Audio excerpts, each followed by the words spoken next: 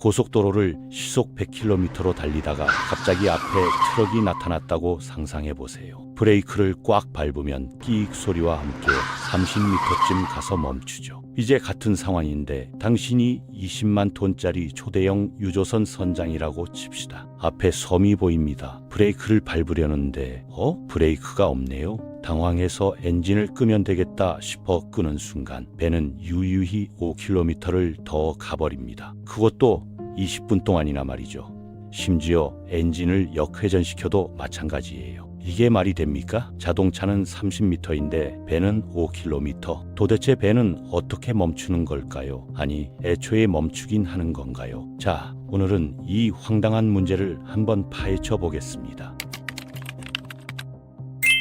먼저 자동차가 멈추는 원리부터 보죠. 브레이크 페달을 밟으면 유압 시스템이 작동하면서 브레이크 패드가 쇠로 된 디스크를 꽉 눌러주거든요. 이때 엄청난 마찰력이 발생하고 바퀴와 도로 사이에서도 타이어가 끽끽거리며 마찰을 일으켜요. 이 마찰이 차의 운동 에너지를 열로 바꿔버리면서 속도가 확 떨어지는 겁니다. 그래서 급제동하면 브레이크에서 연기가 나기도 하죠. 하지만 배는 이런 마찰이라는 게 존재하지 않아요. 물 위에 둥둥 떠서 미끄러지듯 움직이니까요. 차는 고무 타이어가 아스팔트를 꽉 잡지만 배는 물이라는 미끌미끌한 액체 위를 달리잖아요. 그럼 배는 대체 뭘 믿고 속도를 줄이느냐? 답은 물의 저항력, 즉 항력입니다. 배가 앞으로 나아가려면 선체가 물을 밀어내야 하는데 이때 물이 야 밀지마 하고 반대로 밀어내는 힘이 생기거든요. 이게 바로 항력이에요. 속도가 빠를수록 이 항력도 강해지는데 재밌는 건 속도의 제곱에 비례한다는 겁니다. 시속 20km로 가던 배가 시속 10km로 느려지면 항력은 무려 4분의 1로 줄어들어요. 그러니까 느려질수록 멈추는 속도도 더뎌지는 악순환이 시작되는 거죠. 자동차 브레이크는 끝까지 똑같은 힘으로 잡아주지만 물의 저항은 점점 약해지니까 완전히 서기까지 엄청나게 오래 걸리는 겁니다. 여기에 배의 무게까지 더해지면 상황은 더 심각해져요. 뉴턴의 제1법칙, 그러니까 관성의 법칙을 아시죠? 움직이는 물체는 계속 움직이려고 한다는 그 법칙 말입니다. 승용차는 1.5톤 정도지만 대형 화물선은 10만 톤이 넘어가거든요. 무게가 6만 배 이상 차이 나는 거예요. 같은 속도로 달린다면 화물선의 운동 에너지는 승용차의 6만 배입니다. 이걸 물의 저항만으로 멈춰야 하니 당연히 시간이 오래 걸릴 수밖에 없죠. 게다가 배는 물 위에 떠 있어서 접촉 면적이 선체 바닥뿐이에요. 자동차는 네 바퀴 전체가 땅에 닿지만 배는 물에 잠긴 부분만 저항을 받으니까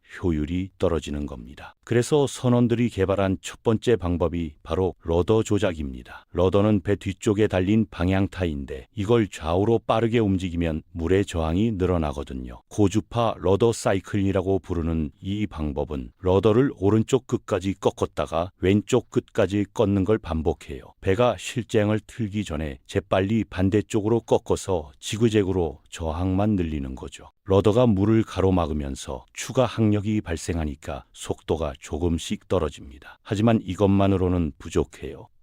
큰 배를 멈추기엔 러더가 만드는 저항이 너무 약하거든요. 그래서 등장한 게 저주파 러더 사이클링입니다. 이건 아예 배를 30도에서 40도 정도 틀어버리는 방법이에요. 배가 비스듬하게 옆으로 미끄러지면서 선체 옆면 전체가 물과 부딪히니까 항력이 확 늘어나죠. 배가 오른쪽으로 휙 돌았다가 다시 원래 방향으로 돌아오면서 속도를 떨어뜨리는 겁니다. 엔진 출력도 계속 줄이면서 이걸 반복하면 300m짜리 배가 대략 1.5km에서 2km 안에 멈출 수 있어요. 배 길이의 5배에서 6배 정도 거리죠. 자동차에 비하면 여전히 엄청 길지만 그냥 직진하는 것보다는 훨씬 빠른 겁니다. 더 급한 상황이면 풀 헬름 턴이라는 극단적인 방법을 씁니다. 러더를 한쪽 끝까지 꺾고 그대로 두는 거예요. 그러면 배가 큰 원을 그리면서 빙글빙글 돌기 시작하죠. 이때 배의 옆면이 계속 물과 부딪히면서 엄청난 저항을 받게 돼요. 배 길이의 2배에서 3배 거리면 멈출 수 있는데 문제는 원래 가던 방향에서 한참 벗어난다는 거예요. 오른쪽이나 왼쪽으로 수백 미터 빗나가 버리거든요. 그래도 앞에 갑자기 장애물이 나타났을 때는 부딪히는 것보다 옆으로 빠지는 게 낫죠. 긴급 회피 기동으로 인정받는 이유가 여기 있습니다. 자, 여기까지는 러더를 이용한 방법이었고요. 이제 엔진으로 멈추는 방법을 볼까요? 영화에서 자주 보는 장면 있잖아요. 풀 리버스 이러면서 엔진을 역회전시키는 거요. 실제로도 크래시 스톱이라고 해서 공식 기동법입니다. 엔진을 완전히 반대로 돌려서 프로펠러가 물 앞쪽으로 밀어내게 만드는 거죠. 추진력을 180도 반대로 바꿔서 역추력을 만드는 겁니다. 듣기엔 완벽한 해결책 같지만 실제로는 문제가 많아요. 일단 프로펠러 위로 흐르던 물의 흐름이 끊기면서 러더가 먹통이 돼버려요. 러더는 물이 흘러야 작동하거든요. 그러니까 방향 조정이 완전히 불가능해지는 겁니다. 더 큰 문제는 프로펠러 효율이 떨어진다는 거예요. 프로펠러가 뒤에서 앞으로 물을 밀어내려고 하는데 배는 여전히 앞으로 나아가면서 물을 프로펠러 쪽으로 밀어보내잖아요. 그러면 프로펠러 날개 뒤쪽에 진공 비슷한 상태가 만들어져요. 물이 양쪽에서 서로 밀고 당기니까 프로펠러가 제대로 힘을 못 쓰는 겁니다. 그래서 크래시 스톱은 생각보다 효과가 약해요. 게다가 배가 조금이라도 비틀어지면 러더로 바로잡을 수도 없으니까 위험하죠. 선장들이 크래시 스톱을 최후의 수단으로 여기는 이유가 바로 이겁니다. 그럼 그냥 엔진만 끄면 어떨까요? 이것도 공식 기동법이에요. 관성정지라고 부르는데 말 그대로 엔진을 끄고 배가 알아서 멈출 때까지 기다리는 겁니다. 프로펠러가 돌지 않으니까 물이 러더 위로 계속 흐르고 덕분에 방향 조정은 어느 정도 유지돼요. 속도가 빠를 때는 물이 많이 흐르니까 러더도 잘 듣는데 느려질수록 조종력도 같이 떨어지죠. 하지만 진짜 문제는 멈추는 데 걸리는 거리예요. 선체가 물을 밀어내면서 생기는 저항만으로 멈춰야 하니까 엄청나게 오래 걸립니다. 몇 킬로미터는 기본이고 큰 배는 10킬로미터도 가능해요. 바다 한가운데 아무것도 없을 때나 쓸 수 있는 방법이죠. 실전에서 선원들이 가장 많이 쓰는 건 통제 속도 감소입니다. 이건 미리미리 계획을 세워서 천천히 속도를 줄이는 거예요. 대양을 횡단할 때는 최고 속도로 달리다가 목적지가 가까워지면 몇십 킬로미터 전부터 엔진 출력을 조금씩 낮춰요. 항해 계획에 속도 감소 지점을 다 표시해두고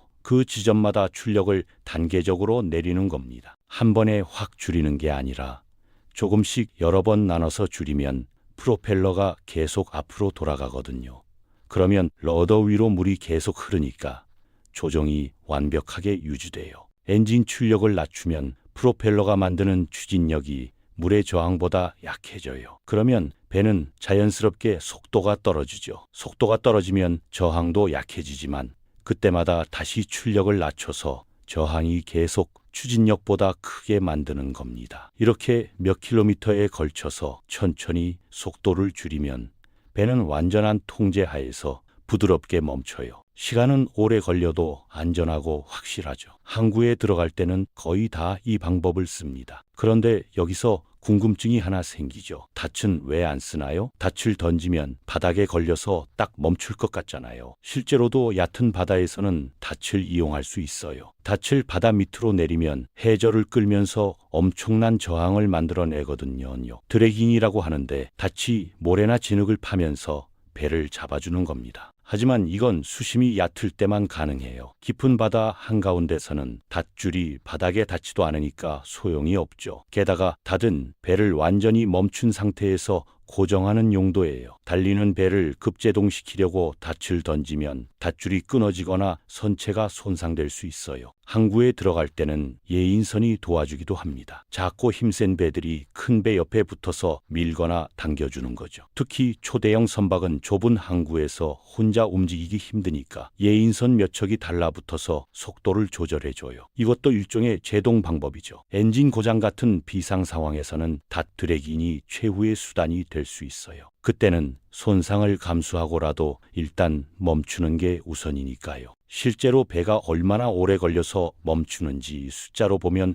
더 실감이 나요. 시속 20km로 달리던 세련된 고속선은 크래시 스톱으로 배 길이의 5배 거리에서 멈춰요. 1분 30초에서 2분 정도 걸리죠. 28,000톤급 화물선은 배 길이의 11배에서 13배를 가면서 9분에서 11분이 소요돼요. 초대형 탱커나 벌크선은 배 길이의 15배에서 2쫄배, 시간으로는 20분에서 25분이 걸립니다. 배가 클수록 무거울수록 정지 거리와 시간이 기하급수적으로 늘어나는 거예요. 5km면 잠실역에서 강남역까지 거리고 63빌딩을 20개 세워놓은 길이입니다. 그 긴 거리를 배 한 척이 천천히 미끄러져 가는 거예요. 왜 이렇게 차이가 나느냐? 물리학으로 설명하면 간단합니다. 운동 에너지는 질량 곱하기 속도의 제곱이거든요. 배가 10배 무거우면 에너지도 10배고 속도가 2배면 에너지는 4배예요. 이 에너지를 물의 저항만으로 없애야 하는데 저항력은 배가 느려질수록 약해지니까 시간이 엄청 오래 걸리는 겁니다. 자동차는 브레이크가 일정한 힘으로 에너지를 빼앗지만 배는 느려질수록 에너지 손실 속도도 느려지는 악순환이죠. 마치 앞으로만 가고 싶어 하는 고집불통 거인을 수만 개의 끈적한 손이 천천히 붙잡는 모양새입니다. 선체 표면적도 영향을 줘요. 물에 잠긴 부분이 넓을수록 물과 접촉 면적이 커지니까 점성 저항이 늘어나거든요. 하지만 배가 커지면 부피는 세제곱으로 늘어나는데 표면적은 제곱으로 늘어나요. 그래서 큰 배일수록 상대적으로 저항이 약해지는 겁니다. 여기에 파도나 바람까지 더해지면 변수가 더 많아져요.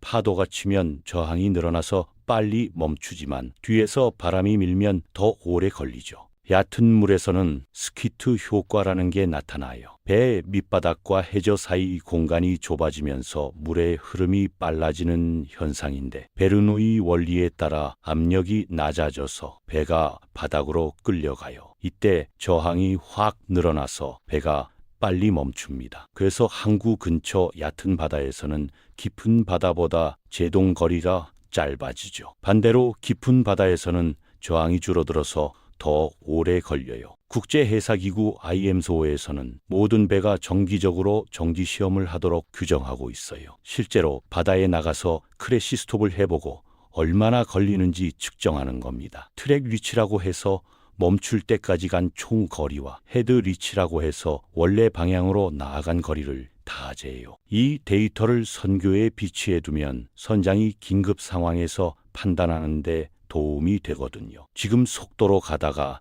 크래시 스톱하면 2km 가는구나. 이렇게 미리 알 수 있는 거죠. 선장들에게 항구 입구는 거대한 눈치 게임의 장입니다. 수 킬로미터 전부터 엔진을 끄고 미끄러져 들어가는데 너무 일찍 끄면 항구 입구에서 배가 멈춰버려 예인선 비용이 눈덩이처럼 불어나고 너무 늦게 끄면 수천억 원짜리 배가 부두를 들이받는 대참사가 일어나거든요. 그래서 베테랑 선장들은 파도의 높이, 바람의 방향, 심지어 물의 염도까지 계산해서 정지 버튼을 누를 타이밍을 잡습니다. 이들에게 제동거리는 단순한 숫자가 아니라 수십 년 경력의 자존심이죠. 여러분은 20분 뒤에 일어날 사고를 미리 알고 있다면 어떤 기분이 들까요? 선장들은 멈추지 않는 배 위에서 그 20분을 견뎌내는 사람들입니다. 앞에 장애물이 보여도 당장 멈출 수 없고 크래시 스톱을 해도 몇 킬로미터는 더 가야 하니까